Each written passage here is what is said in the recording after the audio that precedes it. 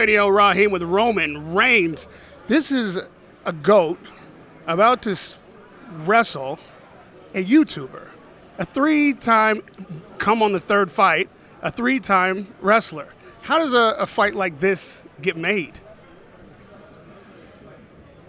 Well, I think WWE is a land of like the impossible. This is a place where you can, possibly see Godzilla take on King Kong. You know what I mean? This is how we do it. So we're always trying to match make and create these opportunities and these moments that the fans have never seen before. Especially with the fight game being the way it is, we want to go on the opposite end and just give the very best matchups, the best of the best against the best of the best.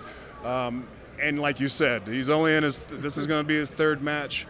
He showed a lot of really good promise, though, man. He's got a huge following. He creates a lot of buzz, asses in seats. You know the nine.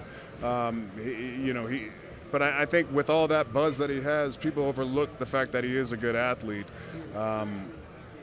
As good of an athlete as me, probably not. But at the same time, with this amount of distraction, with the amount of stuff I have on my plate, with the length that I've been in this title reign, it's so important that we keep our eye on the ball because anything can happen out there. You never know, man. You step out your front door, you slip, ankles, your whole day is messed up. That can happen. Yeah, so we have to be crisp and we have to be, just on point and making sure everything's good. And we're going to smash them. If I do all that, smash them. Done. Now, Logan has admitted that wrestling is more difficult than boxing, but he doesn't seem to respect the legacy that you have or even the sport that much. He's still talking a lot of trash and seems to dismiss the athletes in the WWE. Is that something that gets under your skin? And what do you feel about that disrespect? It's just ignorance, man.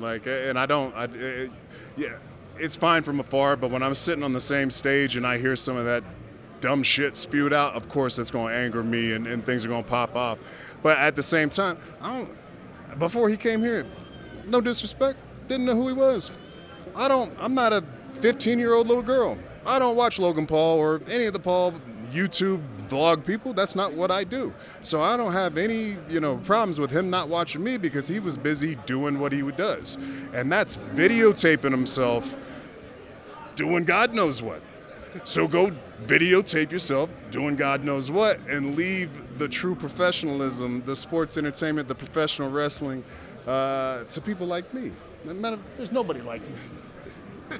Now, another big name that's gotten involved in the WWE, I was there at the Clash in Cardiff, and Tyson Fury got involved in the action. I would have thought he might have come to your aid, and instead, he helped your opponent and then sang a song in the middle of the arena. What did you make of Tyson getting involved in the action like that and really turning on you?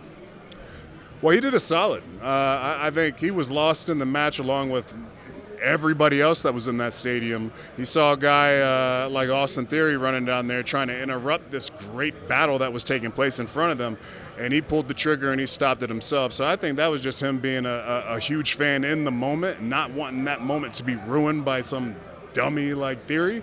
And he just stepped in, intervened, and he allowed it to play out like a champion would want it to be seen. And then the true champion won the match, and everything, is how it needs to be. The world is perfect. Now, with that said, a lot of the WWE wrestlers a little bit down the trough have had some issue with these guys coming in with their big names and sensationalism and maybe taking their spots or the big opportunities. Do you feel like they have a legitimate gripe? Be so good, nobody can take your spot.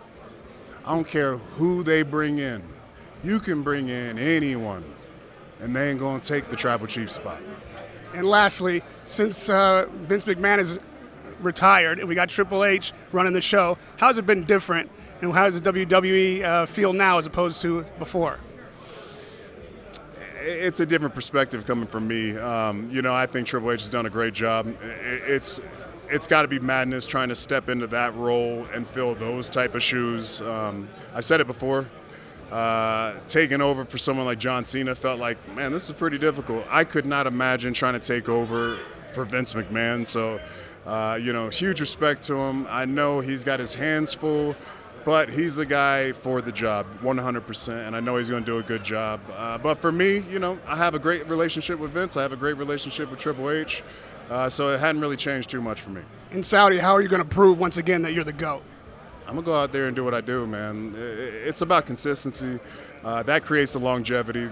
If you can do something nowadays, you have to continue to do it. There ain't no 15 minutes of fame. There's not a look at me this one night, I did great. They'll forget about you. So we continue to put in the work, showcase the skills that, dictate that we're on top for that reason. And I take every opportunity, as the wise man always says, as an audition to come back the next week. So after we're done and the world remember, yeah, he's the baddest dude alive, the GOAT. He smashed Logan Paul.